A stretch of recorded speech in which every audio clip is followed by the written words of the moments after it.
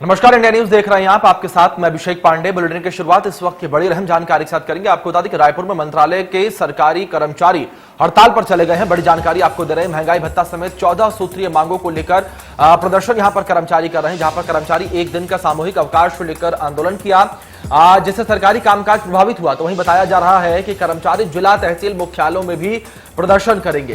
तो ये बड़ी जानकारी है, आपको बता दें, जो इस वक्त सामने आ रही रायपुर से, जहां पर कर्मचारियों का प्रदर्शन साफ तौर पर देखने को मिल रहा है। तस्वीरें भी आप अपने स्क्रीन पर देख सकते हैं किस तरीके से जो कर्मचारी हैं वो इस वक्त आंदोलित हैं, किस तरीके से यहां पर उनका प्रदर्शन जो है साफ तौर पर देखने को मिल रहा है। तो वहीं दूसरी ओर कर्मचारियों के प्रदर्शन की वजह से आपको बता दें कि कामकाज जो है, सरकारी कामकाज जो ठप पड़ा हुआ है। बड़ी जानकारी, अहम जानकारी जो इस वक्त सामने आ रही रायपुर से, इस वक्त की बड़ी जानकारी। जिला तहसील में भी प्रदर्शन करने की चेतावनी यहां पर कर्मचारियों की ओर से दी गई है और सरकारी कामकाज जो है वो सीधे तौर पर इस प्रदर्शन की वजह से प्रभावित हुआ है।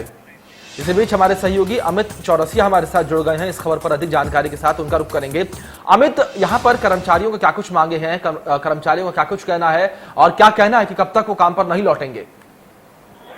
ये सबसे बड़ी बात है कि यहाँ पर जिस तरीके से केंद्र सरकार ने महंगाई भत्ता बढ़ाया केंद्रीय कर्मचारियों का, तो अब उसे लेकर यहाँ पर राज्य सरकार के कर्मचारी भी अब इस बात को मुखरता से बोलने लगे हैं और उन्होंने भी अब महंगाई भत्ते की मांग उनकी पुरजोर तरीके से उठ रही है। अभी उन्होंने कई बार चर्चा हुई राज्य शासन से, लेकिन उनकी मांगे अब तक राज्य सरकार ने नहीं मानी है और महंगाई भत्ते को लेकर उन्होंने अभी किसी तरह का कोई निर्णय नहीं दिया। तो आज यहाँ पर कर्मचारी संगठन जितने भी हैं, मंत्रालयीन कर्मचारी संघ, इंद्रावती कर्मचारी संघ, इस तरीके से मंत्रालयीन कर्मचारी संघ समेत जितने भी कर्मचारी संगठन हैं, उन्होंने एकजुट होकर यहाँ पर काम की लामबंदी की है और काम को पूरी तरह ठप कर दिया है और सभी सार्वजनिक रूप से एक दिवसीय अवकाश पर गए हैं। इस तरीके से आज चूंकि कल शनिवार है और आज शुक्रवार को उन्होंने पूरी तरह से काम ठप कर दिया है और एक तरह से माना जाए कि ये 3 दिन, क्योंकि शनिवार इतवार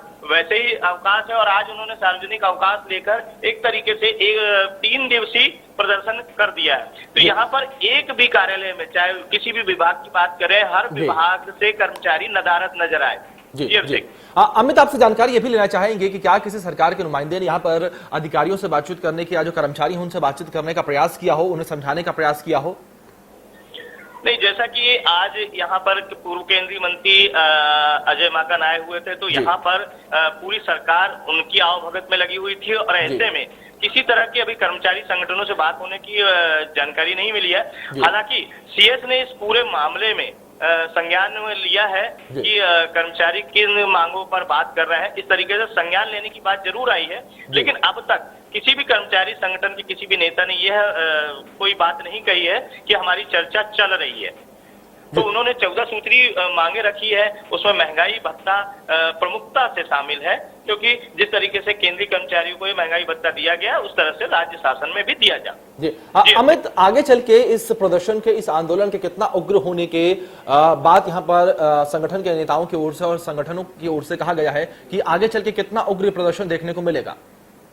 बिल्कुल, जैसा कि आने वाले 2 साल बाद यहाँ पे छत्तीसगढ़ में चुनाव होने वाले हैं, ऐसे में ऐसी कई मांगों को लेकर आंदोलन और प्रदर्शन शुरू हो जाते हैं और ये स्थिति साल 2 साल पहले ही बनने लगती है ताकि चुनाव आते तक उनकी मांगे मान ली जाती है।